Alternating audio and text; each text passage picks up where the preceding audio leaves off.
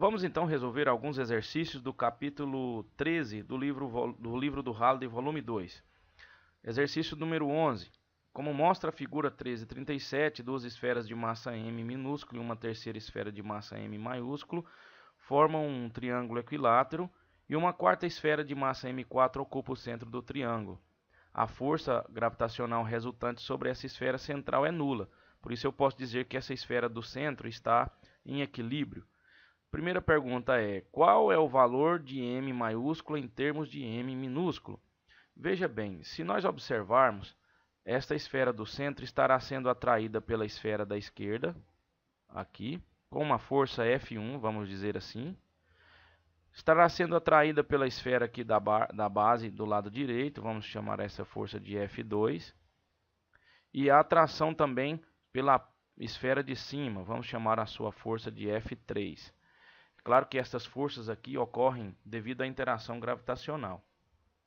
Nós também podemos dizer que existe a possibilidade de decompormos estas forças para que facilite o nosso trabalho. Vamos então formar aqui um sistema cartesiano para que possamos fazer a decomposição adequada.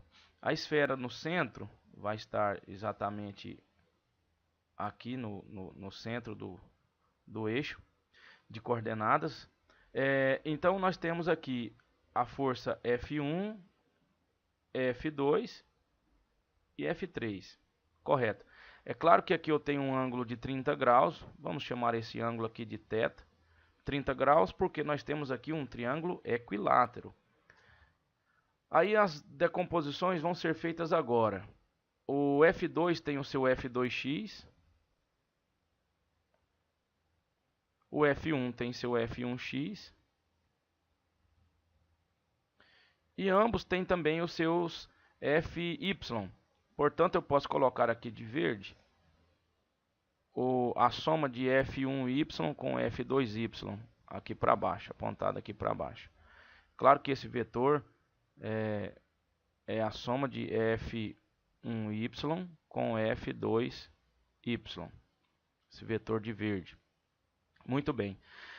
Como o sistema está, a esfera do centro está em equilíbrio, eu posso dizer que esse F3 aqui em cima é exatamente igual ao seu módulo, né? É igual ao módulo de F1y somado com o módulo de F2y, para que a esfera não suba e nem desça. E vamos lembrar, quem é F1y e quem é F2y? Claro que se eu colocar aqui o cateto, o vetor apontado para baixo aqui nessa posição, nós vamos tê-lo como cateto oposto do ângulo θ. Então, vamos anotar aqui, o F1y vai ser exatamente o nosso F1, o F1 está aqui, F1 vezes o seno de θ. E o F2y, da mesma forma, vai ser F2 vezes seno de θ, porque aqui nós temos o mesmo θ, correto? Beleza, então nós vamos fazer o seguinte. Quem é esse F3? F3 é a interação gravitacional entre M4 e M maiúsculo.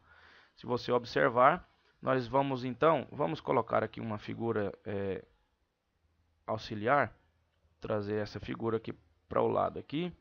Muito bem. Se você observar, nós temos a distância que separa o centro para os vértices sempre de mesmo módulo. Estas distâncias que estou traçando aqui de vermelho têm o mesmo valor. E como que nós calcularíamos? Vamos chamar isso aqui de LM, né? Como que calcularíamos esse LM, essa distância? LM, nós podemos ler lá na literatura e verificar que para o triângulo equilátero essa distância vai ser o lado do triângulo equilátero, vamos chamar esses lados aqui de L maiúsculo, L vezes raiz de 3 sobre 2. Muito bem. Para calcularmos a força F3, basta a gente lembrar então da lei da gravitação universal, que diz o seguinte: a força de interação entre duas massas é a constante universal da gravitação, que multiplica pela massa maior vezes a massa menor, dividido pela distância entre as duas ao quadrado. Se você bem observar, LM é esta distância também, de M4 até M maiúsculo. Então vai ser exatamente o nosso LM ao quadrado. Muito bem. Quem é LM? LM é exatamente L vezes raiz de 3 sobre 2. Então F3 é igual a G emão M4. Aqui eu tenho uma fração, eu posso já multiplicar pelo inverso dessa fração. Claro que ao quadrado, né? Vamos voltar aqui. Então nós vamos ter aqui embaixo L ao quadrado vezes 3. Por quê? Porque aqui o quadrado de raiz de 3 é exatamente 3. Para simplificar, poderíamos dizer que F3 é igual a 4/3 de Gzão emão M4 dividido por L ao quadrado. Correto. Agora basta nós aplicarmos tudo que nós temos aqui nesta expressão. F3 é exatamente 4/3 de Gzão emão M4 sobre L quadrado, que é igual a F1y. F1y é F1 vezes seno de θ. F1 vezes seno de θ. Mais, vamos trazer um pouquinho aqui para o lado. F2y é exatamente F2 vezes seno de θ. Mas quem é F1 e quem é F2? Nós precisamos determinar também. Vamos voltar aqui e fazer aqui do lado. O nosso F1 é a interação entre a massa menorzinha aqui da parte de baixo com M4. Então vai ser Gzão, M minúsculo vezes M4 dividido esse lado aqui, essa distância é o mesmo LM. Então LM ao quadrado. Portanto, posso dizer que vai ficar Gzão M4. Vai ser o mesmo processo que fizemos para F3. Então nós podemos dizer que é 4/3 aqui de Gzão M1 vezes M4 L quadrado aqui embaixo. Isso vai ser igual ao F2. Por quê? Porque nós temos as mesmas variáveis para F2. A massa, o produto das massas vai ser M1 vezes M4 e a distância é a mesma entre M e M4 para os dois lados. Vamos agora voltar aqui para a nossa anotação. Veja só, vamos colocar aqui do lado uma observaçãozinha de vermelho. F1 que é igual a F2 que é igual a 4/3 de Gm M4 sobre L quadrado. Só para ficar mais fácil para a gente visualizar. Vamos voltar aqui e continuar a nossa continha. Continuando aqui dessa parte de cima, nós vamos ter 4/3. Vamos colocar de preto para ficar melhor. 4/3 Gzão emão M4 sobre L quadrado é igual. O F1 é 4/3 Gzão M4 sobre L quadrado vezes seno de θ. Vamos ganhar mais espaço ainda.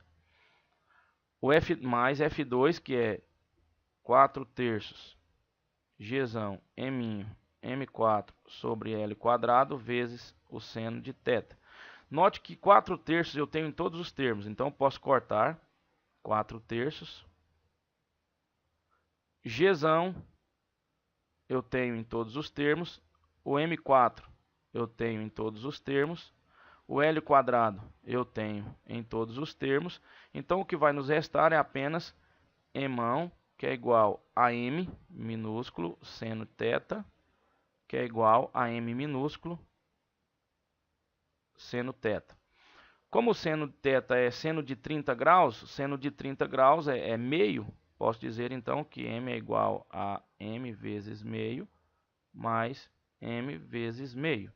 M vezes meio mais M vezes meio é M. Então, o emão é igual ao eminho. Essa aqui é a resposta da letra A. Voltando lá na pergunta, lá no enunciado, achei. Aqui diz o seguinte, letra B. Se dobrarmos o valor de M4, qual é o novo módulo da força gravitacional resultante a que está submetida a esfera central? Se eu aumentar aqui o M4, o produto das massas para todas as interações vai continuar tendo o mesmo efeito, ou seja, a força resultante será a mesma, será nula, não vai alterar a força resultante. Então, poderíamos colocar como resposta da letra B o seguinte, vamos colocar aqui letra B, a força resultante será nula também, da mesma maneira. Vamos seguindo aqui em frente. Vamos aqui para essa questão número 10, diz o seguinte, na figura 1336A, a partícula A é mantida fixa em x igual a menos 0,20 metros sobre o eixo x e a partícula B, com uma massa de 1 kg, é mantida fixa na origem. Uma partícula C, que não está mostrada na figura, pode ser deslocada ao longo do eixo x entre a partícula B e x igual a infinito. A figura 1336b mostra a componente x, quer dizer, a força resultante no eixo x da força gravitacional resultante, exercida pelas partículas A e C sobre a partícula B, em função da posição x da partícula C. Bom, o gráfico, na verdade, se estende indefinidamente para a direita, tendendo assintoticamente para menos 4,17 vezes 10 a menos 10 newton, quando x tende ao infinito. Qual é a massa, letra A, da partícula A e letra B, da partícula C? Vamos compreender esse gráfico. Este gráfico está mostrando a força resultante em função da posição x. Se colocarmos aqui uma partícula C em uma posição arbitrária qualquer aqui, nós vamos notar que a partícula B estará recebendo a ação de uma força gravitacional para a direita e outra para a esquerda. Vamos colocar aqui então a ação para a direita e a ação para a esquerda. E estas forças, elas vão atuar na partícula B e à medida que eu desloco a partícula C, que está aqui de azul, nós vamos notar que o valor da força que a partícula B recebe para a direita vai se alterando. Então, se eu colocar a partícula C bem aqui, essa força de verde vai diminuir. Se eu colocar ela mais próxima, ela vai aumentar. E de maneira que a resultante sobre a partícula B será a soma vetorial destas duas forças. Vamos chamá-las de F aqui AB e o outro lado aqui de F CB, que é exatamente a força que C faz em B e a força que A faz em B. Muito bem. Na letra A, ele pede para nós calcularmos a massa da partícula A. Para calcularmos a massa da partícula A, vamos nos valer do que está informando aqui no enunciado. Aqui diz o seguinte, quando o x tende a zero, o valor da força resultante é menos 4,17 vezes 10 a menos 10. Quando o x tende a zero, quer dizer, essa partícula C aqui vai embora lá para o infinito, ela perde a ligação com a partícula B. Ou seja, a única força que vai atuar na partícula B é exatamente a força que A estará fazendo em B. Aí eu posso dizer o seguinte, que a interação, vamos lá, letra A, a interação entre A e B é dada por esta expressão, a massa da partícula A vezes a massa da partícula B, dividido pela distância que separa as duas ao quadrado. Vamos chamar essa distância aí de, digamos, x1. Ou xab, também pode ser, né? Xab ao quadrado. Então, essa força vai valer menos 4,17 vezes 10 a menos 10. Na verdade, este sinal aí não é necessário a gente colocar, porque nós vamos trabalhar apenas com módulos, tanto que eu não vou colocar o sinal de menos aqui na lei da gravitação universal. Então, eu vou colocar 4,17 vezes 10 a menos 10, que é igual a constante gravitacional, que é 6,67 vezes 10 elevado a menos 11, vezes a massa da partícula A, ma, vezes a massa da partícula B, que é 1 kg, dividido então pela distância que separa as duas ao quadrado. Bom, aqui está falando que a partícula A é mantida na posição menos 0,20, ou seja, a distância entre ela e a partícula B é exatamente esse valor, porque aqui eu começo do zero para a esquerda, eu vou para menos 0,20, a distância entre elas é menos, aliás, é 0,20. Então, é 0,20 ao quadrado. É tanto que se eu fizer essa conta, eu vou encontrar então MA igual ou aproximadamente igual a 0,25 kg. Ficou fácil agora, né? Essa massa então é 1/4 de quilo. Na letra B, pede o seguinte: qual que é a massa da partícula C? Para fazermos isso, nós vamos lembrar que a resultante é zero quando as duas forças são iguais. FAB igual a FCB. Não é isso? E em que posição a partícula C vai estar para que a resultante seja zero? Olha só, ó. A resultante aqui é zero na posição 0,4. Então, essa distância que a partícula C vai estar da partícula B para que a força resultante seja nula. E para que ela seja nula, FAB, o seu módulo, tem que ser igual ao módulo de FCB. Mas quem é a interação FAB? FAB vai ser exatamente a constante vezes a massa de A vezes a massa de B, dividido pela distância dessas duas partículas ao quadrado, que é o 0,2. E quem é a interação FCB? É o Gzão vezes massa de C vezes massa de B, dividido pela distância dos dois ao quadrado, que é exatamente o 0,4 ao quadrado.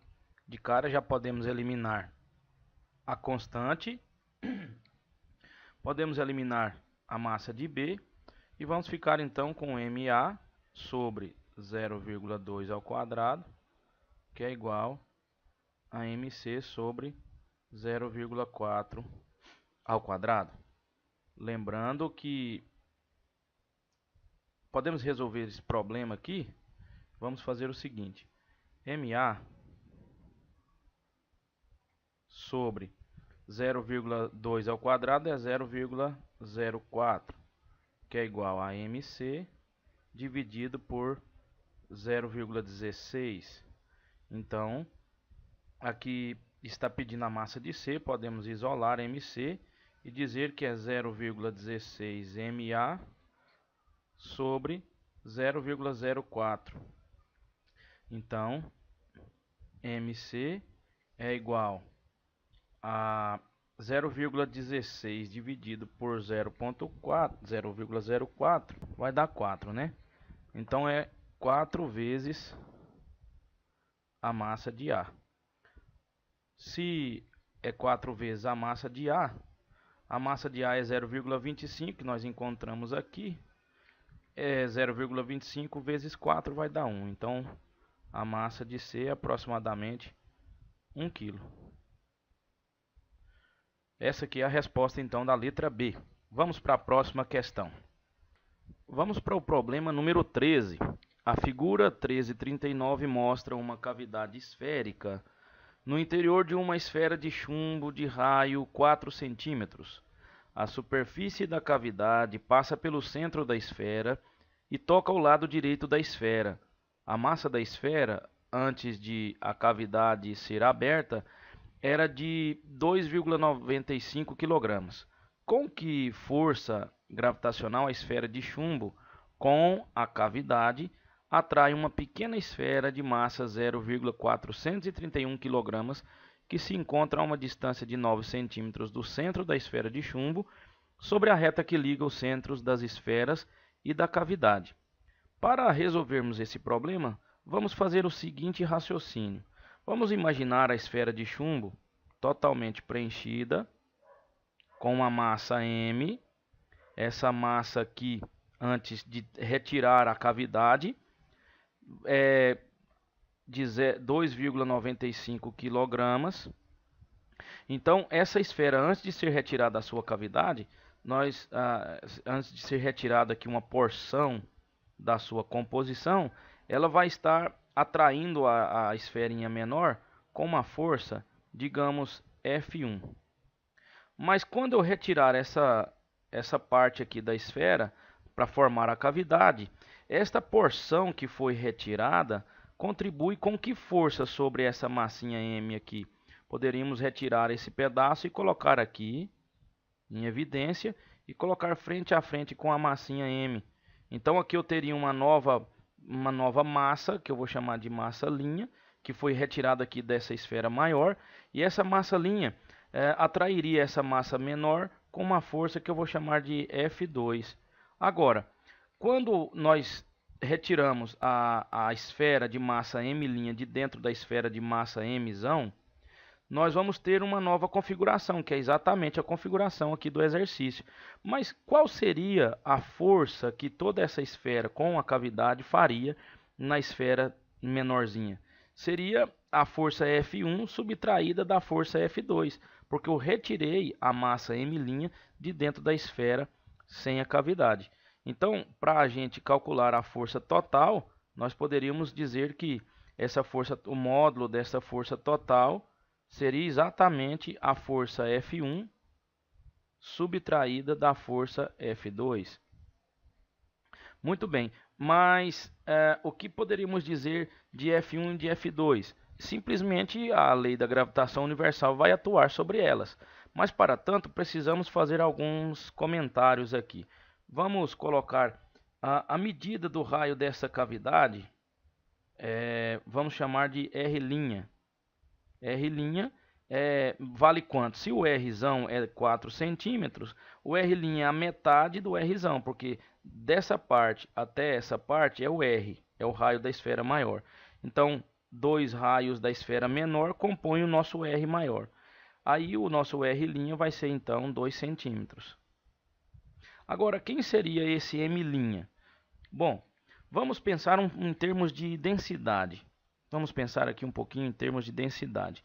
A massa maior é exatamente a sua densidade vezes o seu volume. Então, eu posso dizer o seguinte, que a massa maior é igual a densidade vezes o volume de uma esfera é 4/3 de π raio ao cubo. O raio dessa massa maior é o R maiúsculo. Então, se nós colocarmos aqui Emão, que é igual, na verdade vamos substituir já os valores, né? Vamos substituir os valores aqui. Veja só, o Emão é 2,95 kg. Lembrando que temos que trabalhar com todas as unidades do sistema internacional. A densidade eu não tenho, vezes 4/3 de π, vezes esse R maiúsculo, que é 4 centímetros, a R ao cubo, né? Vamos colocar aqui ao cubo. Esse 4 centímetros é 4 vezes 10 a menos 2 metros. Tudo isso aqui é elevado ao cubo. Então, eu posso dizer que a densidade dessa esfera é exatamente igual a 1,1. Exatamente igual não, aproximadamente igual a 1,1 vezes 10 elevado a 4 kg por metro cúbico. Mas por que eu estou calculando essa densidade? Porque quando eu olhar para a nossa massa M', eu posso fazer a mesma coisa. Veja só, M' é igual a densidade. Esse M' aqui é composto de uma matéria que é igual à matéria desse Emão.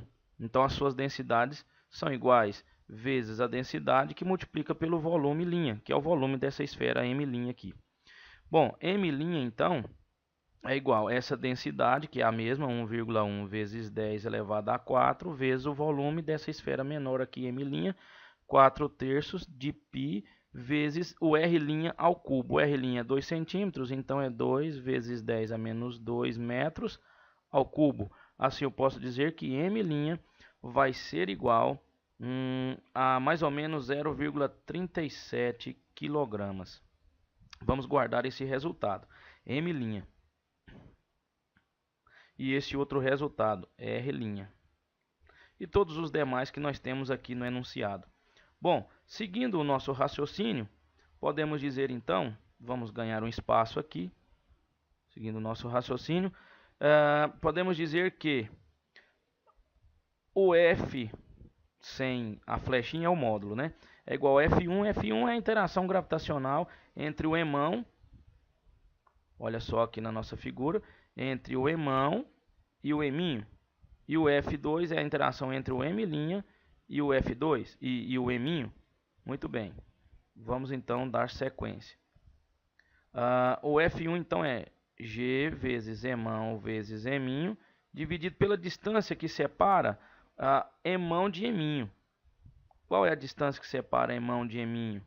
Na verdade, é o centro dessa esfera até essa outra esfera menor, ou seja, é o D. E o D vale 9 centímetros. 9 centímetros é a mesma coisa que 9 vezes 10 a menos 2. Correto? Vamos colocar aqui, então, em termos de letras, né? É o nosso D ao quadrado. Menos Gzão vezes a massa que foi retirada, vezes a massa menor, dividido. Agora sim, a distância que separa, vamos ganhar aqui vamos ganhar a imagem novamente, né?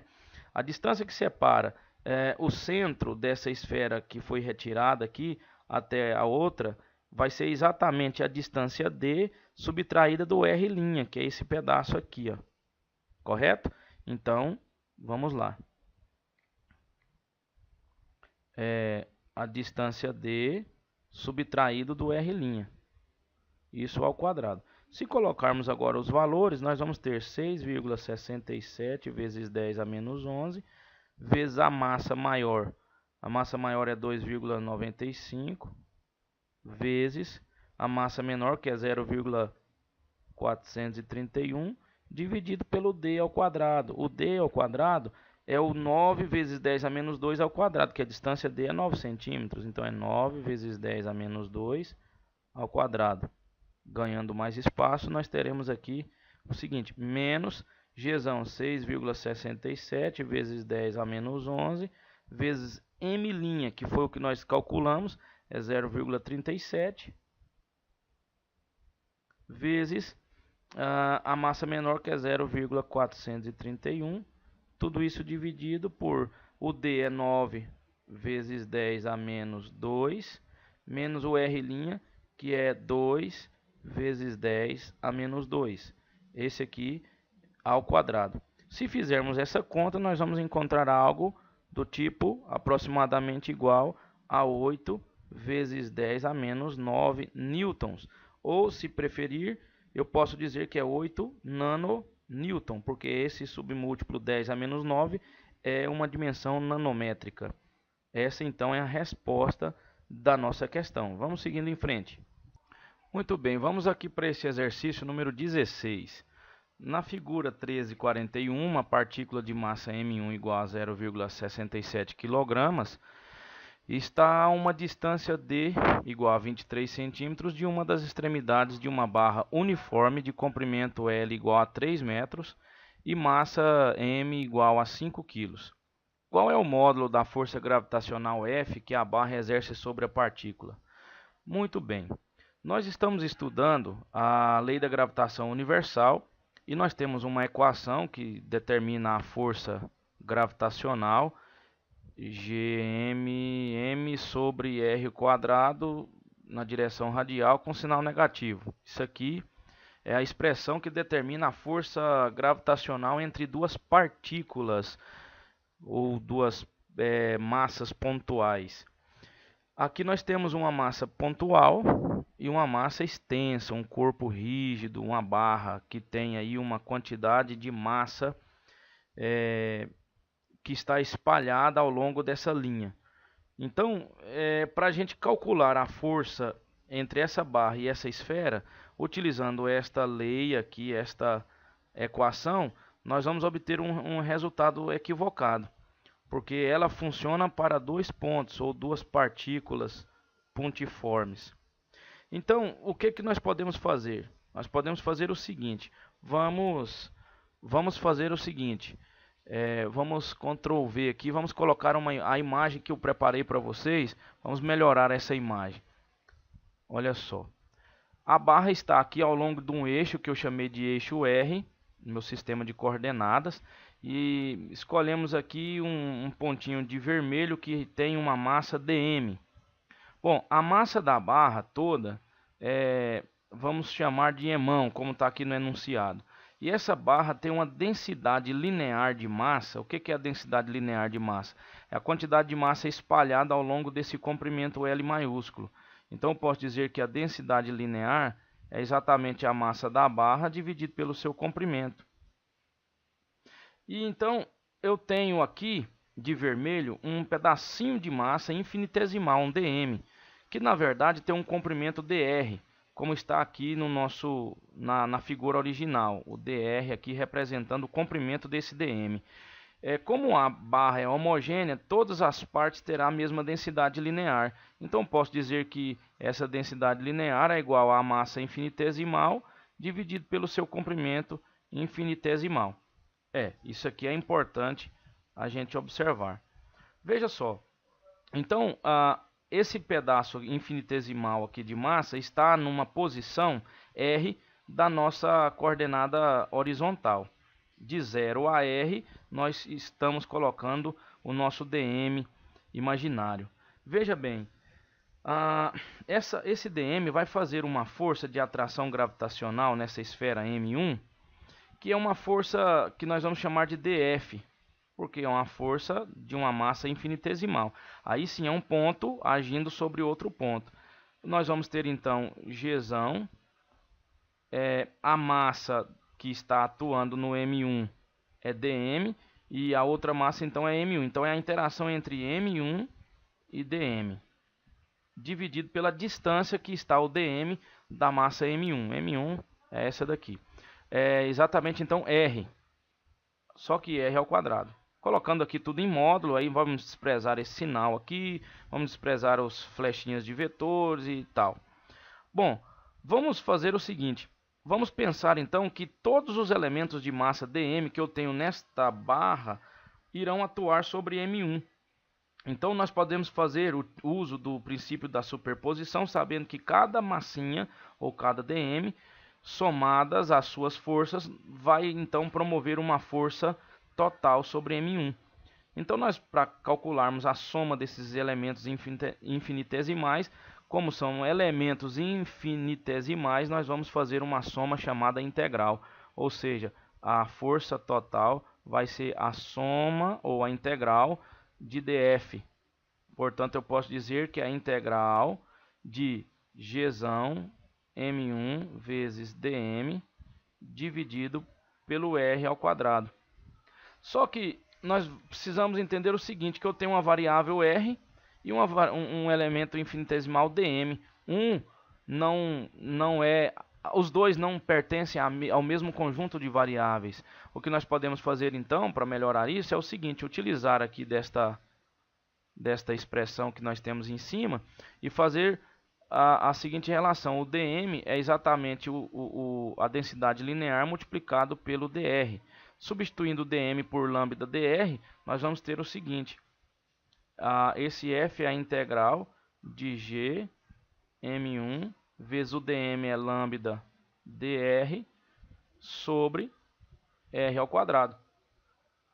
Aí nós vamos agora pegar tudo que é constante e colocar do lado de fora da nossa integral. F é igual, o Gzão é constante, o M1 é constante, o lambda é constante, então vai sobrar apenas o nosso dr e o nosso r ao quadrado. Bom, essa integral vai ser a soma de todos os elementos infinitesimais de massas que vão desde esse ponto até esse outro ponto aqui da barra.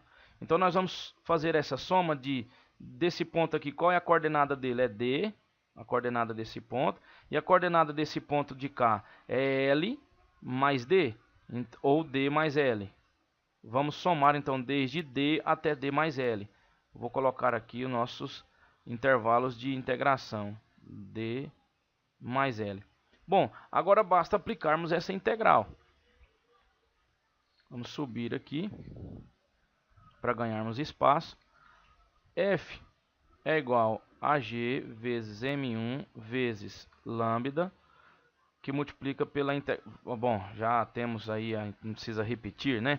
A integral de dr sobre r ao quadrado é menos 1 sobre r. Então, vai ficar menos 1 sobre r, que vai desde d até d mais l. Então, F é igual a G vezes M1 vezes esse lambda aqui. Vamos voltar em termos da massa e do comprimento para ficar mais fácil, que são valores que nós já temos, né? É M1 sobre o comprimento da barra, que multiplica, agora sim, menos 1 sobre D mais L, que é o extremo do nosso intervalo, menos, vezes esse menos aqui, vai dar mais 1 sobre o começo do nosso intervalo, que é o D.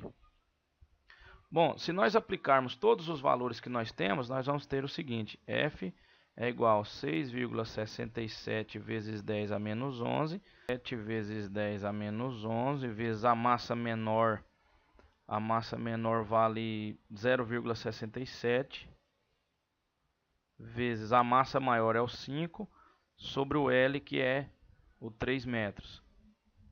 Aí nós vamos ter o seguinte, menos 1 sobre... o D é 23 centímetros, ou seja, é 0,23 metros. O L é 3 metros, então 3 mais 0,23 metros vai dar 3,23, mais 1 sobre D, o D é 0,23. Bom, agora efetuando toda essa nossa conta aqui, nós vamos ter que F é aproximadamente igual a 3 vezes 10 a menos 10 newton. Bom, aqui nós temos então alguns exercícios. Eu acredito que pode te ajudar em alguma coisa, né? Um forte abraço do professor Éder e até o nosso próximo encontro.